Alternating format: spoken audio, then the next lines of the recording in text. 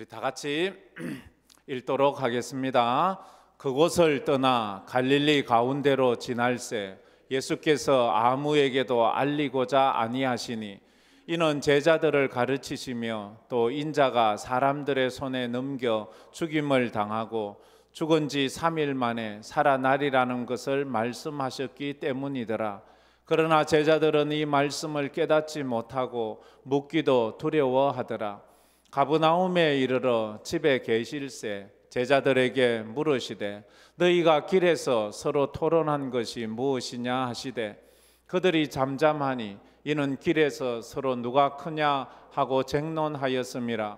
예수께서 앉으사 12 제자를 불러서 이르시되 누구든지 첫째가 되고자 하면 무사람의 끝이 되며 무사람을 섬기는 자가 되어야 하리라 하시고 어린아이 하나를 데려다가 그들 가운데 세우시고 앉으시며 제자들에게 이르시되 누구든지 내 이름으로 이런 어린아이 하나를 영접하면 곧 나를 영접함이요 누구든지 나를 영접하면 나를 영접함이 아니요 나를 보내신 이를 영접함이니라. 아멘. 아멘. 우리가 고난주간을 이제 얼마 남겨두지 않고 있습니다. 고난주간이 지나면 부활주일이 오지요. 사람이 고난을 받을 때도 있지만 또 부활의 영광 가운데도 나갈 때가 있습니다. 그래서 지난주부터 저희들은 예수님께서 예언하신 자기의 고난에 대해서 살펴보고 있습니다. 십자가 없이는 면류관도 없다는 말입니다. 마가복음에는 예수님께서 자기가 십자가에 못 박혀 죽으시고 3일 만에 부활하실 것을 3번 이렇게 예언하십니다. 3번, 다른 마태복음에는 4번 이렇게 말씀하시는데 마가복음은 3번이 있습니다. 첫 번째는 지난주에 본 그대로 가이사라 빌립보 지역에서 베드로의 위대한 신앙 고백을 듣고 난 다음에 예수님께서 자신의 고난을 예언하시지요. 그리고 오늘은 두 번째 예언입니다. 예수님께서 변화산에 오르신 적이 있습니다. 변화산이라는 이름이 있는 건 아닌데 예수님께서 그 산에 올라가셔서 변화되셨기 때문입니다.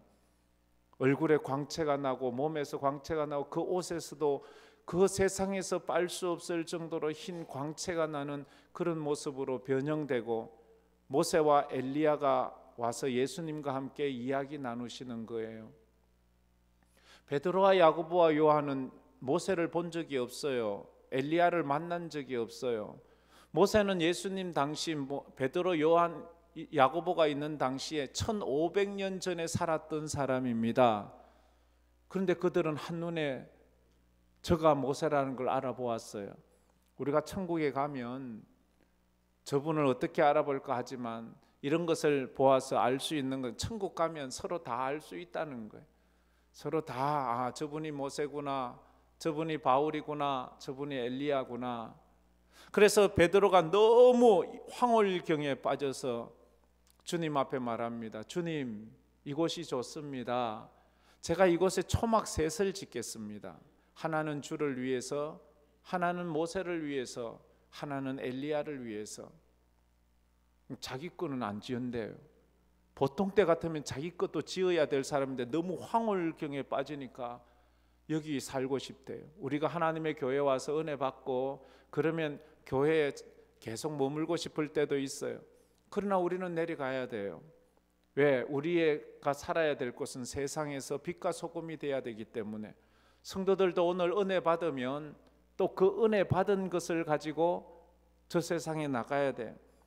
그때도 또 주님이 자신의 고난과 죽으심에 대해서 예언합니다. 그리고 세 번째는 예루살렘 인근에 와서 예루살렘을 올라가면서 또 자기가 고난 받을 것을 그렇게 예언합니다. 그런데 우리가 늘 보지만 이걸 제자들은 잘 몰라요. 예수님께서 이 순환 예고를 하시는 목적이 뭐예요? 순환 예고를 하시는 목적은 이 예수님께서 십자가에 못 박혀 죽으시는 이 고난은 우연히 일어난 일이 아니라 하나님께서 예언한 일이라는 것을 그렇게 말씀하기 위해서 그러는 거예요.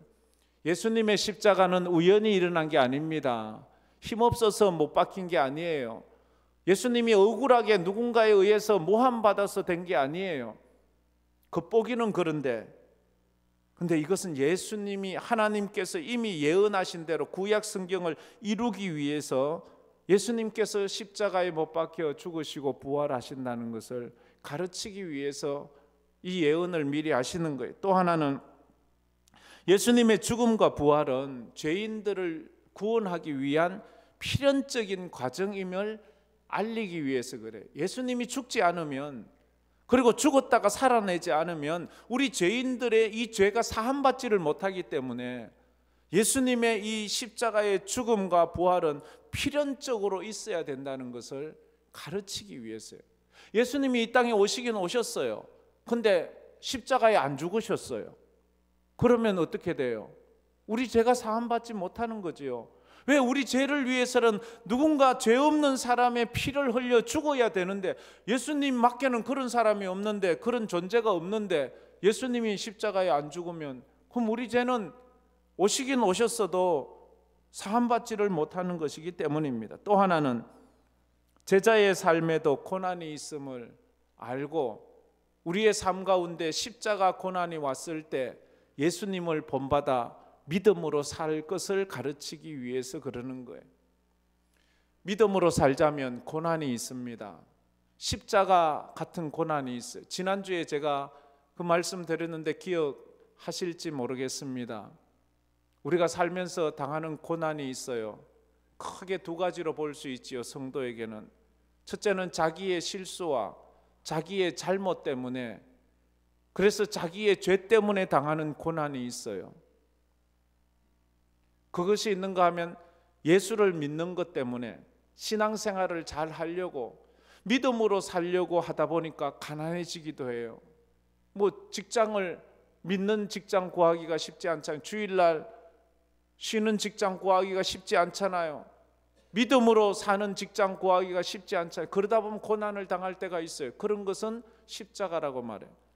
자기 잘못, 자기 허물, 자기 죄 때문에 당하는 것은 회개해야 될 일이에요. 그걸 주여 내게 왜 이런 십자가, 그걸 그런 식으로 표현하면 그분은 지금 성경을 잘 못 알고 있는, 그런 사람 도리 하나님 앞에 원망하지요. 자기 죄 때문에 자기가 지금 고난을 당하고 있으면서 꼭 아담처럼 하와처럼 자기들의 욕심으로, 자기들의 탐욕으로 선악과를 따먹고 나서는 하나님 때문에, 하나님이 지켜주시지 않아서, 하나님이 저 여인을 내게 주셔서, 이거는 회개해야 될 죄입니다. 이것만 잘 분간해도 우리 신앙생활에 깊은 영적인 지혜를 가지고 살 수 있어요. 그리고 예수 믿으려고, 정말 믿음 생활 잘해 보려고, 남들은 몰라요. 아무도 몰라. 하나님이 알고 나는 알지. 내가 믿음 생활 잘하고 주님 뜻대로 살기 위해서 손해보고 양보하고 힘들고 어려워져도 사람들은 모르잖아요. 그래도 그걸 믿음으로 가는 거예요. 지금 주님께서 십자가 지고 가는 것을 사람들은 몰라요. 그래서 바보라고 말하고 조롱하고 비난하고 침을 뱉어도 주님은 그게 십자가예요. 그게 믿음이에요. 예수님은 자신의 고난과 죽음과 부활을 말씀하시면서 지금까지와는 다른 사역을 하고 있죠. 지금까지는 대중들을 상대로 가르치시고 사역을 많이 하셨어요. 그런데 가이사라 빌립보 지역 다음부터는 이제 제자들에게 집중하는 사역으로 점점 그쪽으로 몰아져 갑니다. 제자들에게 참 믿는 사람들 중심으로 사역을 합니다. 그리고 지금까지는 가르치는 것과 치유하는 사역을 주로 많이 하셨어요.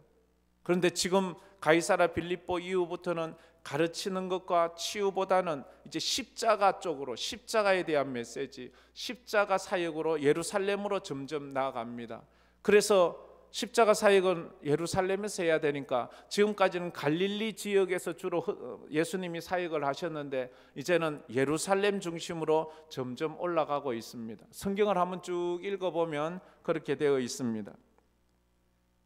그래서 오늘 우리가 이제 생각해 볼 것은 첫째로 성도는 예수님께서 행하시는 기적에 집중하지 말고 말씀에 집중해야 한다. 다 같이 읽어봅시다. 성도는 예수님께서 행하시는 기적에 집중하지 말고 말씀에 집중해야 한다. 여러분들은 신앙생활할 때 어디에 집중을 합니까? 예수님의 기적, 예수님의 병고침, 막 오병이어 5,000명 먹이는 것, 말씀으로 광풍 풍랑을 잔잔하게 하는 것, 귀신을 쫓아내는 것, 그런 거 보면 신나고 흥분되고 놀랍고 박수가 절로 나오지요. 근데 우리가 알 것은 그런 예수님의 기적에 집중하지 말고 상황에 함몰되지 말고 말씀에 집중을 해야 된다 하는 것입니다. 우리가 말씀으로 나가야 돼요. 우리의 믿음은 어디서 생기나요? 기적을 보면 생기나요? 죽은 자가 살아난 것을 보면 막 믿음이 쑥쑥쑥 자라나요? 가난했다가 부자 되면 믿음이 막 놀랍게 성장하나요? 그러는 것처럼 보이지요. 지나오면 그게 아무것도 아니라는 것을 알아요. 예수님에게 떡 얻어 먹은 사람이 몇 명이나 됩니까? 예수님에게 병고침 받은 사람이 몇 명이나 됩니까? 그들 다 십자가 밑에서 어디 갔나요? 믿음은 어떻게 생기나요? 믿음은 들음에서 나고 들음은 그리스도의 말씀으로 말미암느니라. 말씀이 우리의 믿음을 자라게 하는 거예요. 말씀에 집중하지 못하고 상황 보고 기적이나 보고 그것이, 근데 기적이라는 게 뭐예요? 기적이라는 것은 극히 드물게 일어나는 일을 기적이라고 말합니다. 아니면 거의 일어날 수 없는 일이 기적이지요. 근데 우리는 늘 주님 앞에 나와서 하나님 내게 기적을 보여주세요. 매일 매일 일어나는 것은 기적이 아니에요. 태양이 매일 떠오르니까 우리는 저걸 기적이라고 말하지 않아요. 당연한 거라고 말해요. 기적은 어쩌다가 정말로 어렵게 일어나는 건데 우리는 자꾸 매일 나에게 죽었다가 살아나고 뭐 이렇게 기적 같은 일이 일어나기를 바라는데, 그런 것은 내 믿음을 자라게 하는 것이 아니 하나의 동기부여는 될 수 있겠지요. 그런 거예요. 그래서 이제 30절에 이렇게 시작하죠. 그곳을 떠나 갈릴리 가운데로 지날새. 그곳을 떠났대요. 그곳이 어디입니까? 지금 예수님께서 변화산에 올라가셔서 놀랍게 변화되셨어요. 그리고는 그 변화산에 머물지 않고 변화산에서 내려오시니까 그 산 밑에서 산에 올라갈 때 예수님이 3명을 데리고 가셨거든요. 베드로, 야고보, 요한. 언제나 이 3명은 예수님께서 중요한 일이 있을 때 데리고 가세요. 야이로의 딸을 살릴 때도 그 야이로의 시신이 누워있는 방에 베드로, 야고보, 요한을 데리고 가셨고, 또 겟세마네 동산에서 기도할 때도 예수님은 이 베드로, 야고보, 요한은 더 가까이 와서 너희들 나와 함께 깨어 기도하자, 그렇게 했던 그 3명만 데리고 갔고 나머지는 그 산 밑에서 기다리고 있거든요. 산에 올라갔다가 내려오니까 난리 법석이 났어요. 막 어떤 사람이 항의를 하고, 근데 제자들은 어쩔 줄 몰라서 끙끙 앓는 거예요. 그래 무슨 일이냐 하니까 이 사람이 자기의 귀신 들린 아들을 데리고 와서 우리 보고 고쳐달라고 합니다. 그래서 우리도 예수님처럼 막 기도를 했는데 이 아들의 병이 고쳐지지가 않습니다. 그러자 그 아버지가 와서 예수님, 당신 제자들은 고쳐주지 못하는데 당신은 할 수 있거든. 내 아이를 좀 고쳐주세요. 그때 주님이 말씀하셨지요. 할 수 있거든이 무슨 말이냐? 믿는 자에게 능치 못할 것이 없느니라. 그 아이를 데리고 오너라. 그래서 예수님이 그 아이 속에 있는 귀신을 꾸중하여 쫓아내 주셨어요. 그걸 보니까 제자들이 또 얼마나 감동스러워요. 변화산에서 예수님의 변화된 모습에 흥분과 감동과 감격이 식기도 전에 또 예수님께서 귀신을 쫓아내니까 와, 이런 분은 우리가 너무 좋아. 그렇게 이제 그 자리를 이제 떠나서 이제 가고 계시는 거예요. 그래서 주님이 가시는데 가시면서 두 번째 순환에 대한 예고를 해요. 그게 31절 말씀이에요. 31절 다 같이 한번 읽어봅시다. 이는 제자들을 가르치시며 또 인자가 사람들의 손에 넘겨져 죽임을 당하고 죽은 지 3일 만에 살아나리라는 것을 말씀하셨기 때문이더라. 예수님이 또 지금 상황이 어때요? 굉장히 흥분된 상황 아니, 굉장히 놀랍잖아요. 변화산에서 변화되시고 내려오자마자 귀신을 쫓아내니까 사람들이 와, 우리 주님 막 대단하시네, 우리 주님 엄청나시네, 야, 우리가 주님을 잘 따라왔어, 이제 우리가 예루살렘에 올라가면 우리가 한 자리씩 할 거야. 아, 그래. 막 제자들은 막 이 흥분된 마음이 막 가득 차 있는 그때에 주님이 하시는 말씀이, 내가 이제 죽고 다시 살아날 거야. 죽는단 말을 하니까, 아니, 주님은 자꾸 왜 죽는다는 말을 하는 거야? 충격을 받는 거예요. 첫 번째, 예수님의 순환 예고 때에도 베드로는 이해할 수 없었어요. 충격을 받았어요. 아니, 예수님, 내가 예수님을 따라오기 위해서 내 재산을, 내 그 생업을 다 버리고 가족을 다 버리고 내가 배와 거물을 버리고 주님을 쫓아왔는데 왜 이런 말씀을 하십니까? 그런 일은 일어날 수 없습니다. 일어나서는 안 됩니다. 그때 주님이 꾸중하잖아요. 사탄아, 물러가라. 왜? 주님은 지금 십자가 져야 되는데 이 십자가 못 지게 하니까 사탄이 되는 거지요. 예수님의 행하신 일에만 집중하니까 그러는 거예요. 예수님의 행하신 일만 보니까 이건 예수님이 죽으러 가는 게 아닌 왕이 되러 가는 것 같아요. 그래요. 예수님은 지금 예루살렘의 왕이 되러 가는 거예요. 그런데 살아서 왕이 되는 것이 아니라 죽고 부활해서 왕이 되러 가시는 거예요. 만왕의 왕이 되러 가시는데 제자들은 그걸 몰라요. 예수님이 예루살렘에서 죽어야 왕이 되는데 살아서 왕이 되라고 말해요. 헤롯을 쫓아내고 왕이 되라고 그렇게 말씀을 하고 있기 때문이에요. 예수님은 자기가 고난받고 버림받아 죽을 것이라 말하니까 제자들은 충격을 받아서 두렵기까지 하는 거예요. 32절 말씀에 이런 표현을 하고 있습니다. 다 같이 읽어봅시다. 그러나 제자들은 이 말씀을 깨닫지 못하고 묻기도 두려워하더라. 예수님의 말씀이 깨달아지지 않으면 두려움이 생기는 거예요. 아, 예수님이 왜 죽지? 지금 죽으면 안 되잖아요.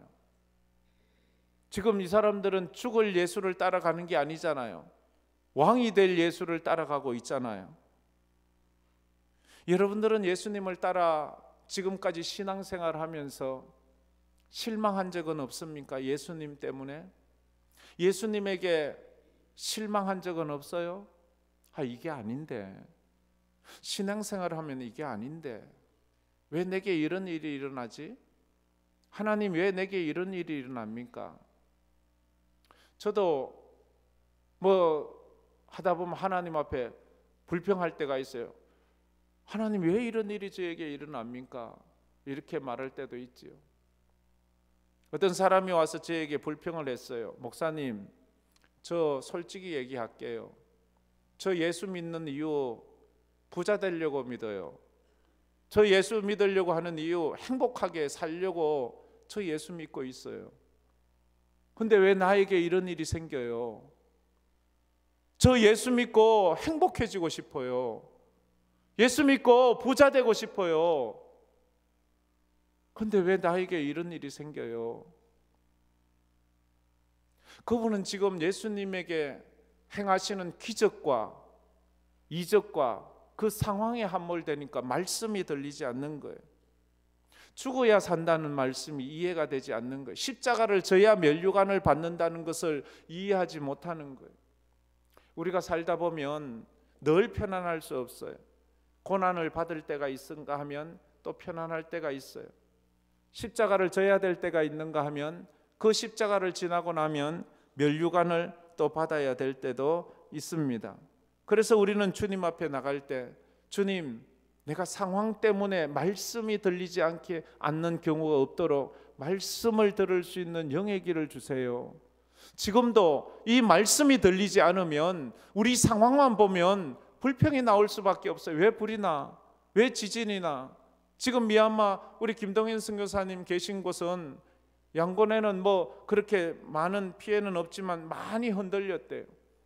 우리 선교사님 선교지 미얀마가 내란이 일어나서 군부가 또 이렇게 정권을 잡고 이래서 지금도 어려운데 엎친 데 덮친 격으로 지금 지진까지 나서 또 수많은 사람들이 죽어가는 이 모습을 보면서 우리는 또 불평이 날 수 있잖아요.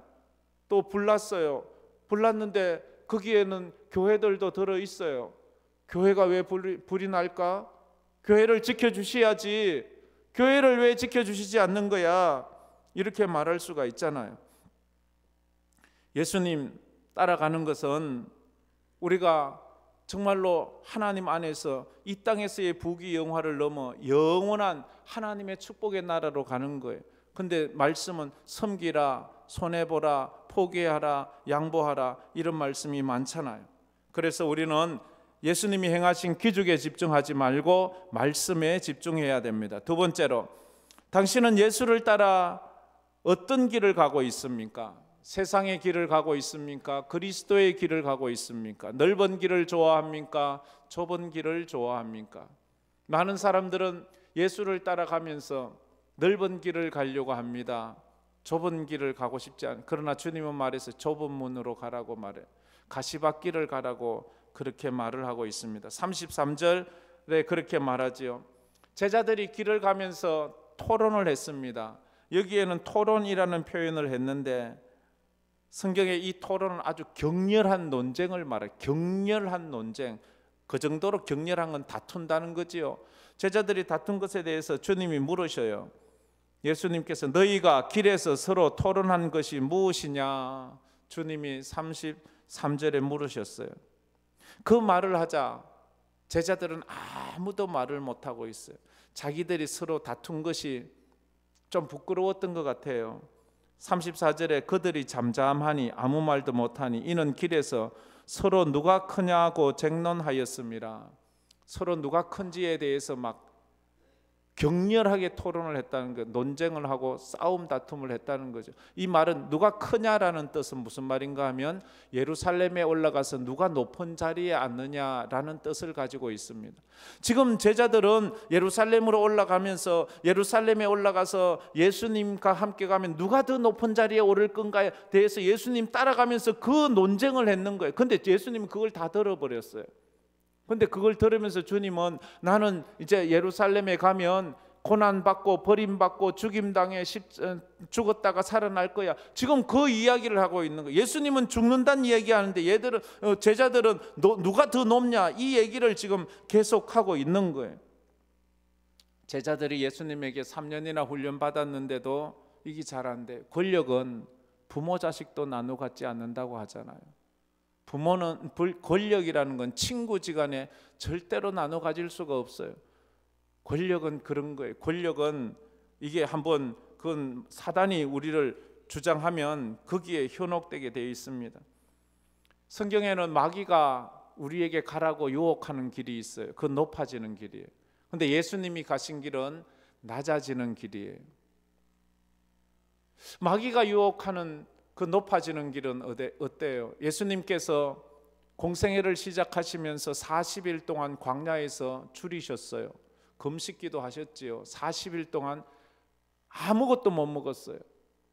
그런데 마귀가 예수님을 찾아와서 이제 유혹을 하는 거예요. 첫 번째 유혹이 배고픈 예수님에게 예수여 저 돌들을 떡을 만들어서 먹으십시오. 당신 배고프지 않습니까? 이건 배고픈 자에겐 이것보다 더 유혹이 어디 있겠어요? 예수님이 그럴 능력이 없으면 나는 못하니까 포기해 이러죠. 예수님은 그런 능력도 있어요. 그렇게 하실 수 있는 분에게 그렇게 하라는 유혹은 엄청난 유혹이에요. 내가 마음만 먹으면 가질 수 있는 것을 야, 너 가져. 누구나 다 그래 가지는 거야. 이렇게 말하면 그 유혹을 어떻게 이기겠어요? 뇌물 받아. 그러면 되지 뭐 하면 그거 받을 수밖에 없는 유혹이 있잖아요. 그때에 예수님께서 어떻게 물리치나요? 사람이 떡으로만 살 것이 아니라 여호와의 입으로 나온 모든 말씀으로 살 것이다 하고 딱 물리치는 거예요. 우리가 세상을 살면서 배부름의 유혹이 있어요. 물질의 유혹이 있어요. 부유함의 유혹이 있어요. 너도 그렇게 살아봐. 너도 그렇게 할 수 있잖아. 눈 한 번 딱 감으면 되는 거야. 그때 말하십시오. 사람이 떡으로만 사는 것이 아니라 하나님의 입으로 나온 모든 말씀으로 살 것이라 선포해야 되는 거예요.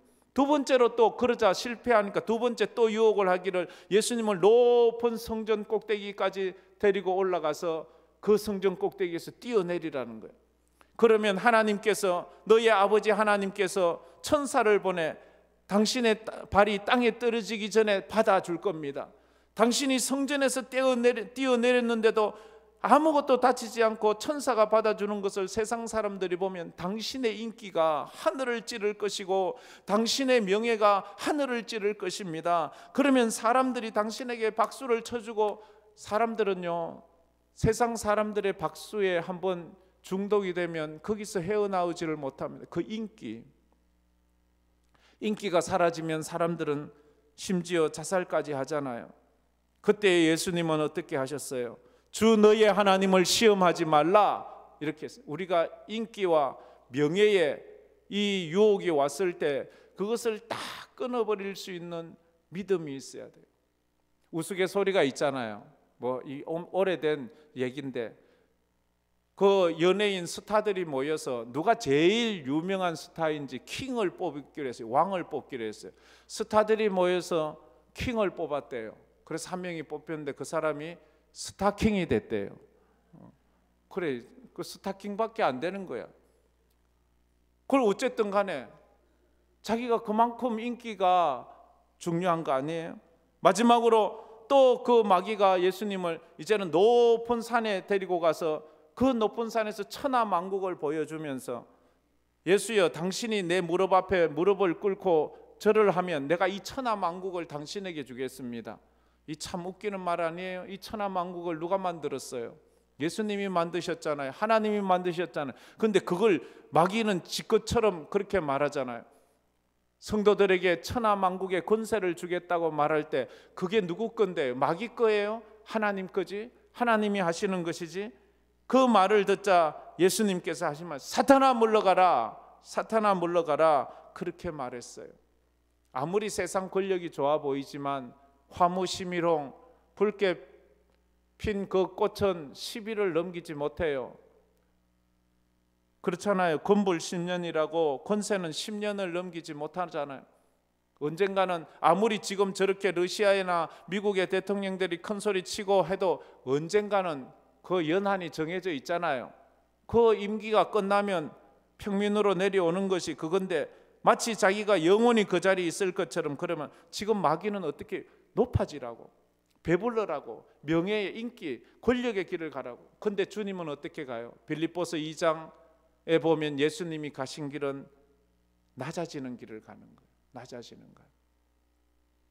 너희 안에 이 마음을 품으나 곧 그리스도 예수의 마음이니 그는 근본 하나님의 본체시나 하나님과 동등됨을 취할 것으로 여기지 아니하시고, 6절에 하나님의 자리를 내려놓으시는 거예요. 예수님이 하나님의 자리를 내려놓는다는 것은 쉬운 게 아니에요. 예수님이 굳이 내려놓을 이유가 있나요? 예수님이 우리를 위해서 십자가에 죽어야 될 이유가 있나요? 우리에게 무슨 빚진 것이 있나요? 아무것도 없어요. 주님은 우리를 위해서 하나님의 보좌를 내려놓을 이유가 없어요. 그런데도 주님은 우리를 위해서 하늘 보좌를 내려놓으시고 사람들과 같이 되셨으며, 사람들과 같이 되셨어요. 사람이 되셨어요. 사람이 되었다는 말은 뭐예요? 하나님은 배고프지도 않아요. 하나님은 피곤하지도 않아요.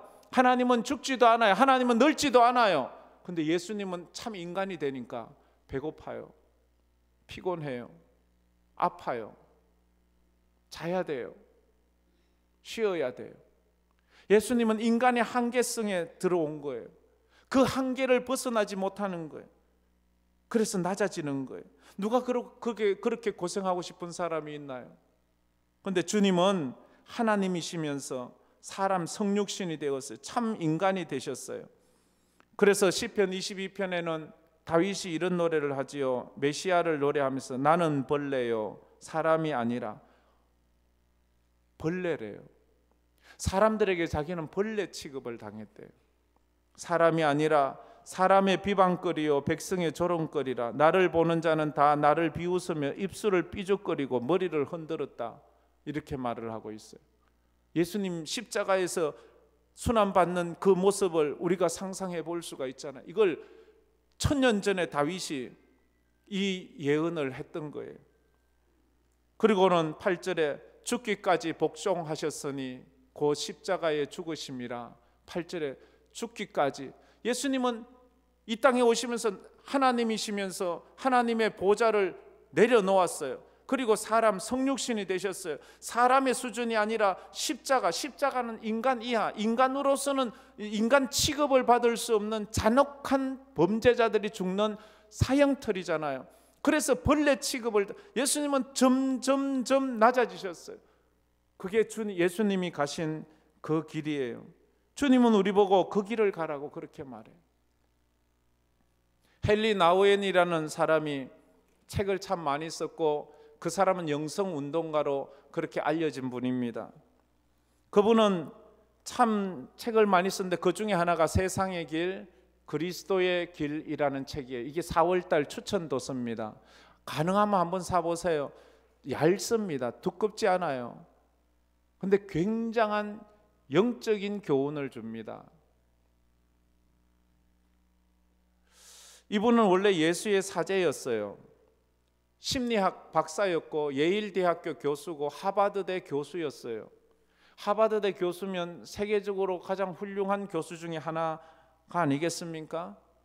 그런데 그분이 어느 날 캐나다에 있는 정신지체 장애인 공동체 라르시라는 곳을 방문했어요. 그곳에 가서 그가 그 장애인들을 섬기는데 그러면서 그가 깨닫는 게 있었어요. 이들은 정신지체, 정신도 온전하지 못하면서 몸에 장애까지 있는 사람이니까 이건 정상적인 삶을 못 사는 사람들, 그저 그들을 도와준다는 것이 가서 먹을 때 먹을 밥이나 떠넣어주고 또 몸이나 닦아주고 기저귀나 갈아주고 옷이나 갈아주고 뭐 그냥 옆에 앉아 있어놔 주고 그런 걸 하는 거예요. 그러면서 그가 하나님한테 기도해. 하나님, 제가 이런 일을 하기에는 하나님 나라에 너무 낭비입니다. 나같이 고급 인력이 하버드대 교수, 예일대 교수, 심리학 박사 이런 사람이 이런 기저귀나 갈아주고 밥이나 떠주고 뭐 아무것도 단순 너무 이거 하는 것은 너무 하나님 나라의 낭비입니다. 그때 하나님이 그의 마음을 때리셨어요. 하시는 말씀이, 그래, 네가 여기 와서 이들을 돕는 것이 낭비라면 내가 저 하늘 보좌를 버리고 이 땅에 와서 너 같은 죄인을 위해 십자가에 못 박아 죽는 것은 더 큰 낭비가 아니겠냐? 그걸 듣고 이 사람이 충격을 받았어요. 그래서 하나님 제가 평생을 여기서 이 장애인들과 살겠습니다. 제가 낭비라고 생각했던 이게 하나님께서 이 땅에 오신 그거보다 귀한 일임을 압니다. 그래서 평생 살아요. 저는 이분이 지은 책 중에 예수의 이름으로라는 아주 소책자 얇은 게 있습니다. 그리고 굉장히 저도 충격을 받고 그렇게 도전을 받고 그런 적이 있어요. 여러분은 어떻게 생각하십니까? 제자란 낮아지는 길을 가신 예수를 따라 살아가는 사람을 의미합니다. 상향성의 길을 가는 것이 아니라 하향성, 낮아짐의 길을 가는 것, 그게 바로 십자가의 길을 가는 사람들을 의미합니다. 세상에 왜 문제가 자꾸 생깁니까?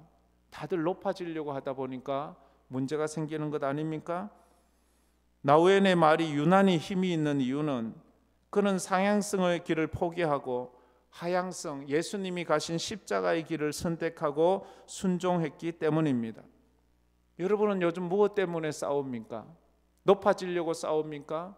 부유해지려고 싸웁니까? 인기를 가지려고 싸웁니까? 아니면 낮아지려고 싸웁니까? 남을 섬기려고 싸웁니까?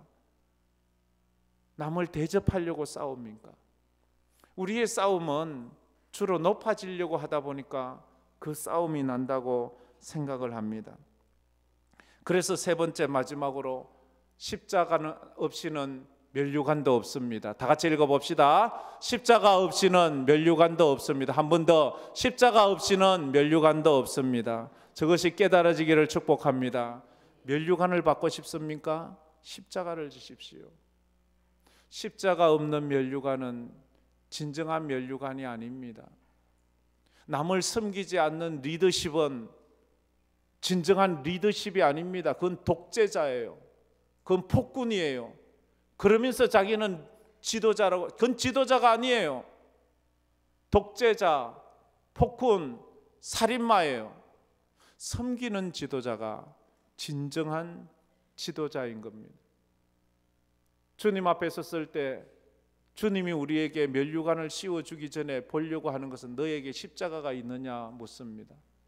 십자가 있는 사람에게 주님은 면류관을 주실 것입니다. 사도 바울도 말했죠. 내가 선한 싸움을 싸우고 나의 달려갈 길을 마치고 믿음을 지켰으니 이제 후로는 나를 위하여 의의 면류관이 예비되었노라. 이것은 나뿐만 아니라 주의 나타나심을 사모하는 모든 자에게 이 면류관을 줄 것이라고 그렇게 말씀을 했습니다. 35절에 첫째가 되고 싶느냐, 첫째가 되고 싶느냐 물으면서 이런 말씀을 하셨어요. 예수님의 말씀입니다. 다 같이 읽어봅시다. 예수께서 앉으사 12 제자를 불러서 이르시되 누구든지 첫째가 되고자 하면 무사람의 끝이 되며 무사람을 섬기는 자가 되어야 하리라 하시고, 아멘. 섬기는 자가 되십시오. 그러면 첫째가 된다고 말합니다. 끝자리를 차지하려고 하십시오. 그러면 첫째 자리를 찾는다고 말합니다. 지난주도 말했지요. 기억하십니까? 낮은 자리에는 경쟁자가 없다고. 낮은 자리는 경쟁자가 없습니다.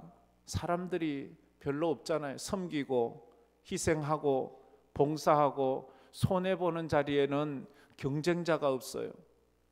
근데 높아지려고 하는 자리에는 경쟁자가 얼마나 많은지 몰라요. 지금 대통령이 되려고 하는데 머리 터지라고 돈 싸들고 가서 그 싸움을 하는 것은 무엇입니까? 섬기려고 하는 거예요. 말은 내가 이 민족을 섬기고 국민을 섬기고 뭘 섬기고 말은 하지만 그들은 높아지려고 하는 거예요. 높은 자리를 차지하려고 하다 보니까 경쟁이 심하고 그래서 싸워야 되고 그래서 다퉈야 되는 거예요. 옷이 더러워지는 그 자리는 사람들에게 경쟁자가 없습니다. 교회 와서도 폼나고 멋지고 이런 자리는 좋아요. 그런데 냄새나고 더러워지는 자리는 그렇게 쉽지가 않습니다. 세상에서 첫째가 되고 영광을 받기 원한다면 고난의 길을 가야 됩니다. 이것이 주님의 법칙이고 제자도의 법칙입니다. 진정한 제자 되는 것은 낮아지는 길을 가야 되고 섬기는 길을 가야 되지, 제자가 높은 자리에 서서 제자가 될 수는 없기 때문입니다. 베드로전서 5장 6절에 그래서 이렇게 말씀하셨습니다. 그러므로 하나님의 능하신 손 안에서 겸손하라. 때가 되면 너희를 높이시리라. 다 같이 읽어봅시다. 그러므로 하나님의 능하신 손 안에서 겸손하라. 때가 되면 너희를 높이시리라.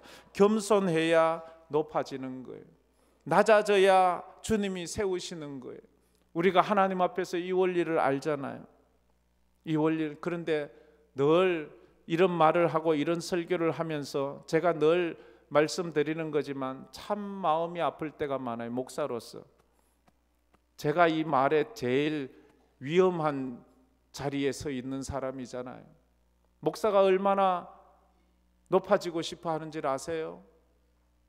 목사가 얼마나 인기를 누리고 싶어 하는지를 아세요? 목사가 얼마나 명예를 가지고 싶어 하는지를 아세요? 좀 더 큰 예배당을 가지고 싶고 좀 더 많은 성도들이 있기를 원하고 또 내 설교 방송이 막 유튜브나 막 온 전신에서 제일 유명하기를 바라고 나보다 더 유명한 사람이 있으면 또 시기 질투하고, 참 그게 인간이에요. 그게 인간이라고요.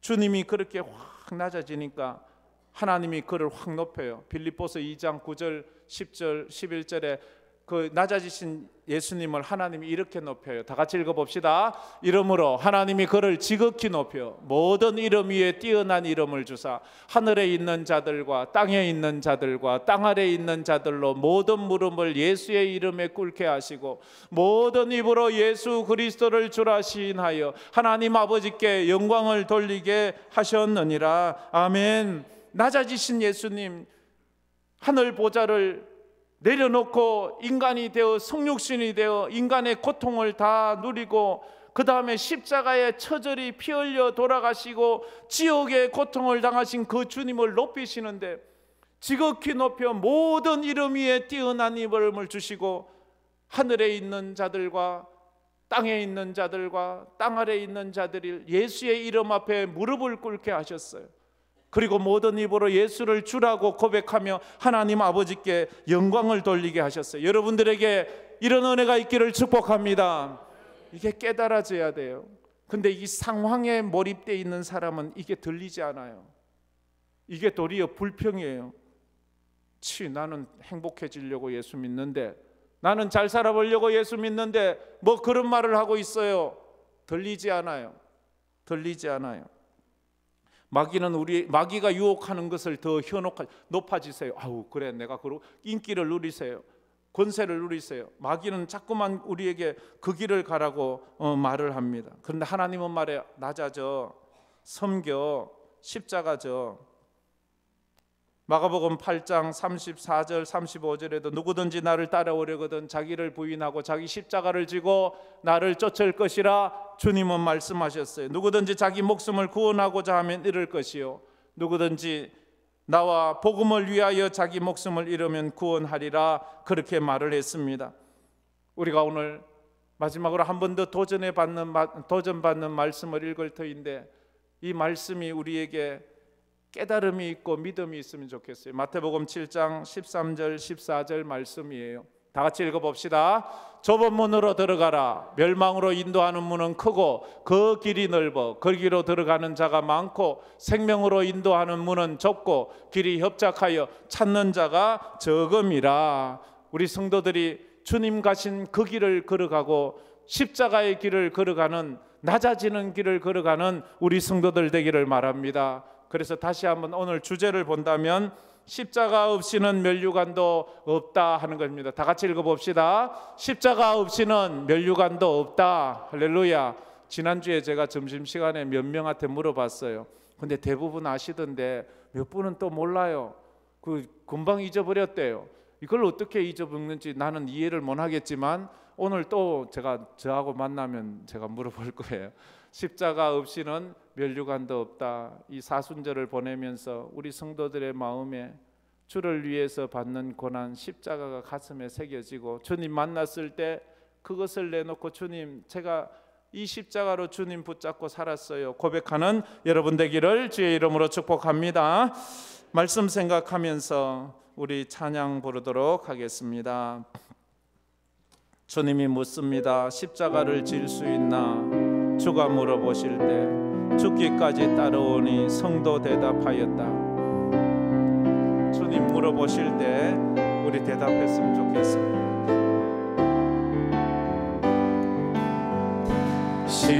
십자가를 질 수 있나? 주님이 물어보셨습니다. 주가 물어보실 때 죽기까지 따르겠습니다. 죽기까지 따르오니 성도 대답하였다. 우리의 심령 주의 것이니 주님의 영상 만드소서.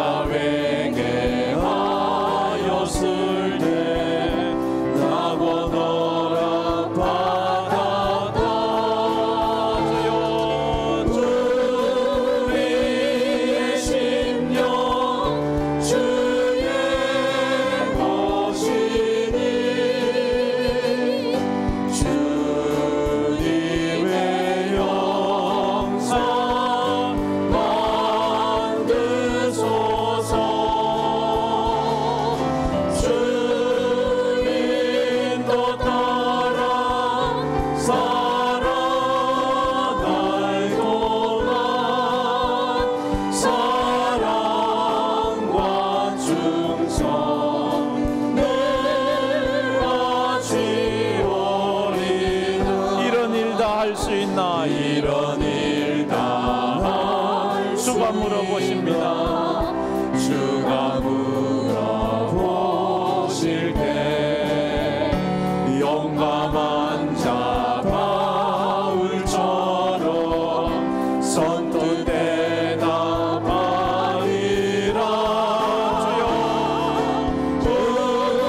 우리의 심령 주의 것이니 주님의 영상 만드소서. 주인도 따라 주인도 따라 살아갈 동안 사랑과 충성을 바치오리다. 우리 다 같이 눈을 감고 손을 모아 머리를 숙여서 말씀을 새기고 말씀을 붙잡고 기도했으면 좋겠습니다. 십자가 없이는 면류관이 없다고 계속 말하는데 이것이 구호에 그치는 사람이 많습니다. 이것이 믿음이 되어야 합니다. 이것이 나의 신앙이 되어야 합니다. 우리에게 십자가가 있습니까? 여러분에겐 지금 주님 때문에 주님을 믿기 위해서 믿음 생활하기 위해서 고난받고 있는 십자가가 있습니까? 눈물이 있습니까? 그 십자가가 있어야 면류관이 있다고 합니다. 어쩌면 우리는 너무 포시랍게 너무 쉽게 주님을 따라가고 있는지 모르겠습니다. 제자들은 주님이 죽는다 말하는데도 십자가 져야 된다는 말하는데도 누가 더 높은 자가 되려, 누가 더 큰 자가 되냐, 거기만 관심이 있어. 마귀는 우리에게 자꾸 높은 길만 보게 합니다. 높은 길만 부러워하게 합니다. 그런데 주님은 낮아지는 길, 자기를 비우고 내려놓고 십자가로 나아가는 길을 말합니다. 주님, 이 사순절 기간에 내가 주님을 따라가기를 원합니다. 믿음으로 이 길 따라가지 못하면 주님 십자가 지실 때 나는 주님을 떠날 수밖에 없습니다. 주님을 부인할 수밖에 없습니다. 주님, 지금의 나의 삶은 주님을 떠날 수밖에 없는 베드로의 신앙입니다. 주님, 나를 불쌍히 여기셔서 믿음으로 주님 붙잡을 수 있는 그런 은혜를 더하여 달라고 다 같이 동성으로 기도하며 나가겠습니다. 아버지 하나님 감사합니다.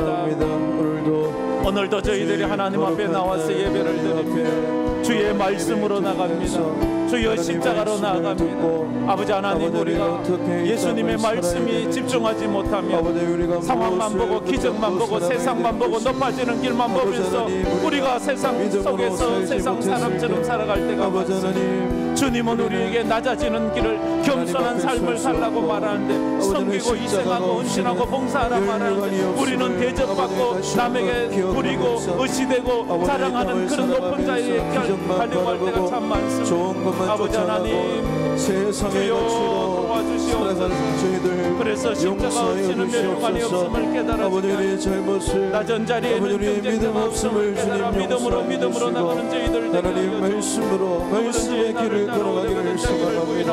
아버지의 세상의 길이 아니라 주님께서 가셨던 그 믿음의 길, 아버지 하나님의 고난의 길을 우리가 아버지 십자가 짊어지고 아버지 그 길을 따라가기를 소망합니다. 우리가 사순절을 보내면서 아버지 하나님 그 십자가 앞으로 가까이 나아가기를 소망합니다. 십자가를 붙들기를 소망합니다. 하나님 아버지, 제자들처럼 높은 것만 바라보고 좋은 것만 바라보고 아버지 하나님 기적만 바라보고 살지는 않았습니까? 아버지 하나님, 믿음의 길, 말씀의 길을 아버지 하나님 걸어갈 때 순종함으로 이 길이 어렵고 험할지라도 주님께서 동행하여 주심으로 믿음으로 아버지의 주님 바라보며 나아가는 저희들 될 수 있도록 하나님 도와주시옵소서. 아무든지 나를 따라오려거든 자기를 부인하고 자기 십자가를 지고 나를 따를 것이니라 주님 말씀하셨습니다. 그런데도 저희들은 여전히 내 자아를 부수지 못하고 내 탐욕을 내려놓지 못하고 높은 길만 바라보며 큰 자리만 사모하면서 살아갈 때가 참 많습니다. 주님은 십자가로 향하고 계신데 하늘 보좌를 내려놓고 비우고 이 땅에 인간의 몸을 입고 인간의 연약함을 다 경험하시면서 십자가에서 피 흘려 돌아가시는 그 모습을 보면서 제자의 삶이 어떻다는 것을 알면서도 우리는 면류관만 원했지 십자가를 원하지 않았습니다. 십자가 없는 면류관은 없는데 우리는 십자가 없이 면류관을 받으려고 할 때가 많습니다. 주여, 다시 한번 깊은 우리 주님의 그 십자가를 묵상하면서 나아가는 우리 모든 성도가 되게 하여 주시옵소서. 지금은 우리 주 예수 그리스도의 은혜와 우리 하나님 아버지의 무한하신 사랑하심과 성령님의 감화 감동으로 충만하심이 주님 가신 그 십자가의 길, 낮아지는 길, 가시밭길, 그것이 믿음의 길인 줄 알고 그것을 통과했을 때 영광의 길이 있고 높아짐이 있고 하나님 앞에 영광 돌리는 영생의 길이 있음을 알고 믿음으로 살기로 마음에 다짐하는 우리 모든 성도들, 그 머리 위에, 그 삶 위에, 그 인생 위에 파송된 우리 선교사님들, 그 선교지 위에 전쟁이 나고 재난이 나고 어려움이 있는 그 선교지마다 다시 한번 성령의 역사가 있어 하나님의 그 위로가 있기를 소원하는 우리 선교사님들마다, 또 흩어져 있는 우리 황금교회 모든 성도들과 이 대한민국 위에 이제로부터 영원토록 함께 있을지어다. 아멘.